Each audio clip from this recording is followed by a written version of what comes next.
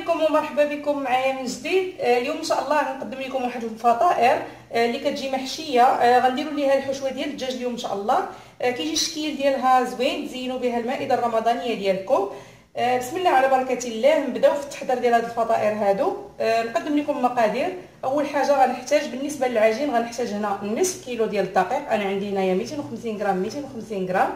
دائما كنأكد على الدقيق يكون النوعيه ديالو ممتازه باش تكون النتيجه زوينه. عندي هنا كيف ما قلت لكم نص كيلو ديال الدقيق. عندي هنا ربع لتر ديال الحليب او كاس كبير ديال الحليب. عندي هنا معلقه كبيره ديال السكر سنيده دائما باش كتساعدنا ان المملحات ديالنا يجي فيهم واحد الطيبه شويه ديال الحلاوه وكتجي زوينه وكتساعدنا حتى في التحمار. غنحتاج هنا معلقه كبيره ديال الخميره الفوريه. غنحتاج هنا تقريبا معلقه صغيره ديال الملح، وغنحتاج معلقه كبيره ديال الزبده. هادو هما المقادير ديال العجين. يمكن لكم اللي ما توفرش عنده الحليب يمكن يعجن بالماء دافي، يعوض هذا الحليب بجوج معالق ديال نيدو بودره. يمكن تعوضوا هذا الحليب هذا بجوج معالق ديال نيدو بودره. انا غنعجن هنا بكاس كبير ديال الحليب. بالنسبه للحشوه غنحتاج الحشوه دائما كنقول لكم كتبقى اختياريه. انا غنحتاج هنا اللحش وغنحتاج هنا صدر الدجاج. يمكن لكم ديروا الكفته ولا يمكن لكم ديروا الطون بنفس الطريقه. انا غنحتاج هنا صدر الدجاج اللي متوفر عندكم ديروه في الحشو. انا غنحتاج هنا صدر الدجاج. بالنسبه للتوابل عندي هنا القليل من السكينجبير، القليل من الفلفله حلوه. عندي هنا القليل من الملح وضربه البناديل البقري كتعطي واحد المذاق زوين للحشوات كاملين. انا كنستعملها في جميع الانواع ديال الحشو. عندي هنا جوج بصلات، يمكن لكم ديروا بصله وحده كبيره. انا عندي هاد البصلات انايا صغار درت جوج، والقليل من القزبر والمعدنوس. نبداو على بركه الله في التحضير ديال هاد الفطائر. بسم الله على بركه الله. نبداو هنا بالعجين هو الاول. عندي هنا كيف ما قلت نص كيلو ديال الدقيق.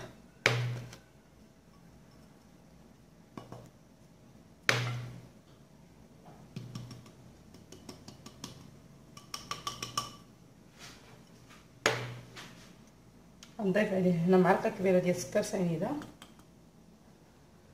غنضيف عليها معلقه كبيره ديال الخميره الفوريه.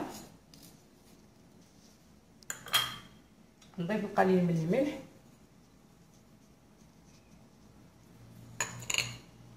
عندي هنا الحليب من بعد ما دفيته.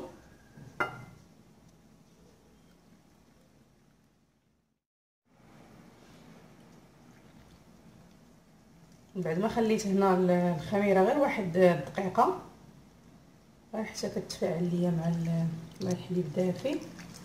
ونستمر دابا. بعد ما جمعت هنا العجين خاصها تكون خفيفه وخاصها تكون مطلوقه بزاف. كيف ما لاحظتوا هي مازال كتلصق ليا في يدي. غادا ندخل دابا فيها هاد المعلقه كبيره ديال الزبده.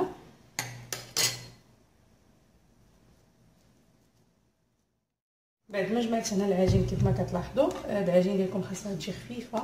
غنديرها دابا تخمر لمده 20 دقيقه. المهم على حساب الجو. انا دابا الجو بارد ما كاينش صراحه الحراره.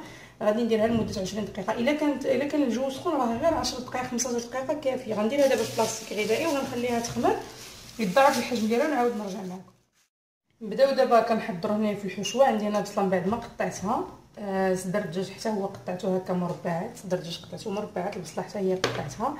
البصله قطعتها هنا غير طروفه كبار كيف ما كتلاحظوا. المهم غناخذ هنا واحد المقله نوضع فيها هذا الشيء. عندي هنا اللي نسيت ما ذكرتش لكم هو القليل من زيت الزيتون او زيت المائده اللي غتشحروا فيه هذا الشيء. غنوضع هنا البصله.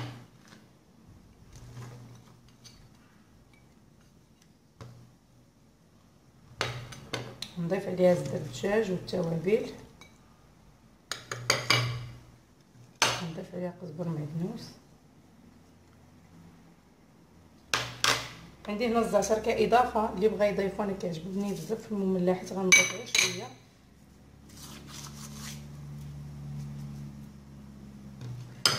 وغندير هنا التوابل وندير هذا الشيء حتى فوق النار. هنا من بعد ما خمرات العجين كيف ما كتشوفوا كيتضاعف الحجم ديالها. غندوز دابا باش نخرج من هذا الهواء. غندير هنا الدقيق اول حاجه.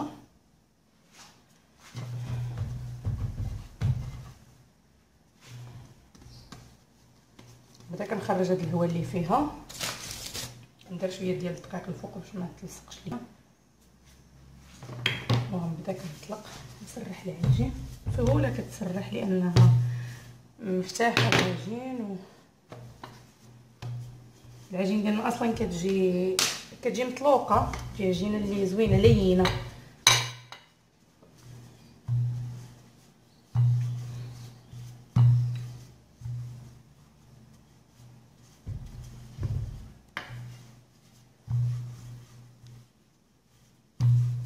نحاولوا نسرحوها كلها تكون نفس السمك، ما تكونش غليظه وما تكونش رقيقه.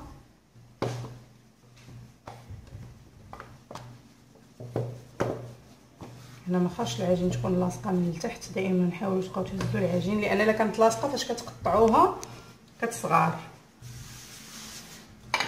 ديروا ليها الدقيق مزيان لتحت.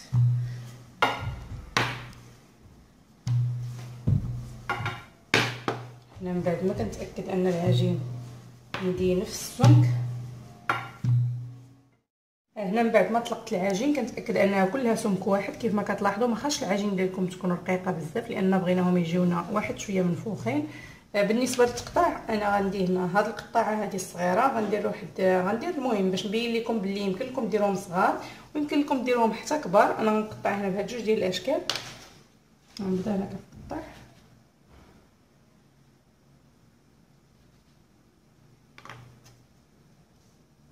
غنقطعوهم دابا كاملين وغنوضعهم في الطاوله اللي تدخل الفران، ونخليهم حتى يتماروا لمده 10 دقائق حتى ل 15 دقيقه باش يضاعف الحجم ديالهم المره الثانيه، وعاد غندوز باش نعمرهم.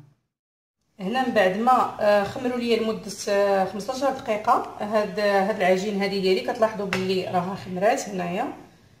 غناخذ هنا واحد الكاس باش غنشكل فيه به هذوك الحفيرات اللي غنوضع فيهم الحشوه. غناخذ الكاس غنبدا نوضعو بالدقيق باش ما يلصقش ليا، غنوضعو بالدقيق كيف ما لاحظتوا، وغنبدا كنشكل هذوك الحفيرات على هذا الشكل.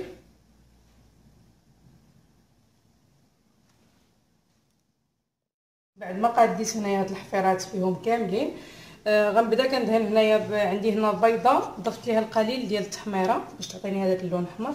يمكن لكم الناس اللي كتعجبهم الهريسه يمكن ديروا الهريسه حتى هي مع البيض كتعطي واحد اللون زوين. غندهن هنايا الوجه ديالها كامل.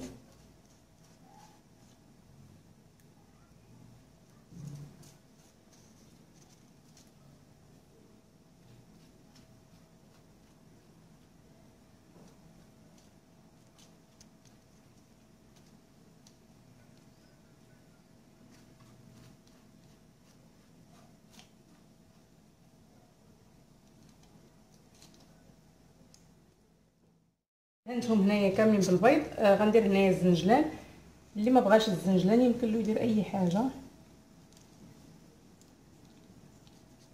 نحاول نوضعوه هنايا في الجوانب كيعطيها واحد المنظر زوين.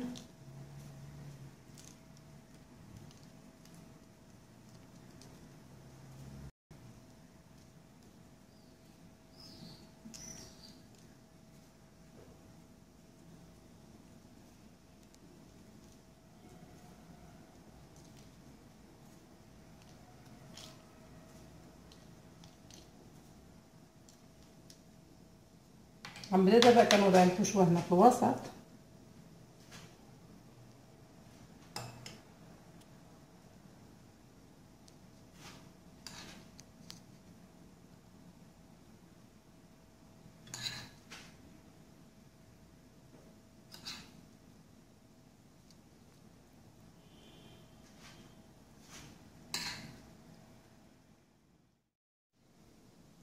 من بعد ما انتهيت هنايا من التعمر ديالهم كاملين، انا غندير عليهم هنايا الفرماج. عندي الفرماج هذا اللي حكيته رقيق.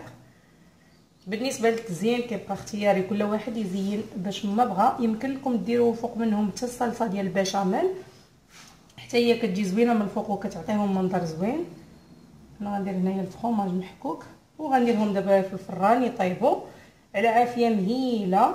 راكم عارفين حيت ما خاصهمش عافيه مجهده باش ما يبقاوش من الداخل بالعجينه. غنديرهم على عافيه مهيله يطيبوا ونعاود نرجع معكم باش نوريكم الشكل النهائي. بعد ما جبدتهم دابا من الفران، المهم خليتهم حتى تحمروا هنا شويه من الجناب. راه بالزربه كيطيبوا، ناخذوا ليا تقريبا بين 15 دقيقه حتى 13 دقيقه ديال الطياب. عندي الفران ديال الغاز ماشي الفران ديال الضوء. المهم شعلت ليهم العافيه من التحت حتى بداو كيتحمروا من التحت، وشعلت ليهم العافيه من الفوق غير باش تحمروا من هنا من الجناب. ودابا هذا الفرماج دابا غنديرهم لكم في طبق التقديم. هذا هو الشكل النهائي ديال الفطائر ديالنا من بعد ما خرجوا من الفران. كيجيو على هذا الشكل هذا، كيجي المنظر ديالهم زوين والمذاق ديالهم كيجي رائع كيف ما شفتوا. كيجيو هشاش، كيجيو قطنيين. انا نقسم لكم هنا هذه باش تشوفوا كيف كيجي الشكل ديال، كيجيو على هذا الشكل هذا كيف ما شفتوا. كتجي العجين قطنيه. جربوهم في هذا رمضان ان شاء الله، وجبه اللي صراحه زوينه بزاف، تقدموها جربوها وردوا عليا، وبالصحه والراحه.